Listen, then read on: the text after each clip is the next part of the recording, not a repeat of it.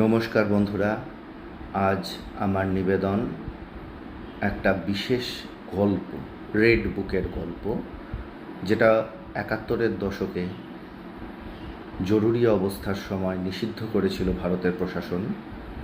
সেই রেড বুকের একটা গল্প, যেটা নচিকেতা গানও করেছে, সেটাকেই একটু পদ্যরূপ করে আমার নিজের মতন করে সাজিয়ে নিয়ে নিবেদন করছি। কেমন লাগলো জানিও।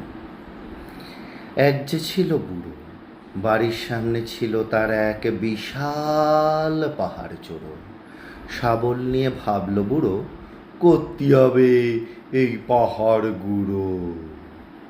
এমনি আরেক বুড়ো সফেদ দাড়ি হাত বুলিয়ে বললে তারে, অকুড়া বলি শাবল দিয়া করবা তুমি ওই বিশাল পাহাড় গুঁড়ো।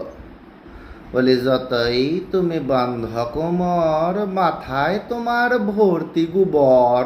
বলি, ঘরে গিয়া খাও গা বরং ভাজা মাছের মুড়ো। শাবল দিয়া করবা তুমি ওই বিশাল পাহাড় গুঁড়ো। চোখ পাকিয়ে হাঁদা বুড়ো বললে তারে, ঠিক বলিস, ঠিক বললি, আমি আমার ছেলে এই পাহাড় ভেঙে করবে গুঁড়ো, আর না পারলে তারও ছেলে। বলি, এমনি করেই যাবে? আরে পাহাড় তো আর বাড়বে নিকো, ভাঙ্গা ঠিকই হবে। এই না বলে হাঁদা বুড়ো করতে থাকে পাহাড় গুঁড়ো। তাই না দেখে ভগবানের হলো ভীষণ দয়া। দেবদূতেদের আদেশ দিলেন, কাহে বৈক্যে রাহা। দেবদূতেরা দুহাত দিয়ে ভাঙল বিশাল পাহাড়। বোকা বুড়ো তৃপ্ত হলো, শেষ হলো তার পাওয়ার। এই না বলে গল্প থামান যুগের মহান নেতা।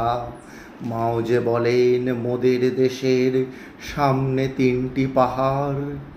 মার্কিন আর মালিক শ্রেণী, জোদ্দার আর জমিনদার। শক্ত হাতে শাবল নিয়ে ঘাম ঝরাতে হবে, দেখতে পাবে ৩টি পাহাড় কেমন গড়িয়ে যাবে।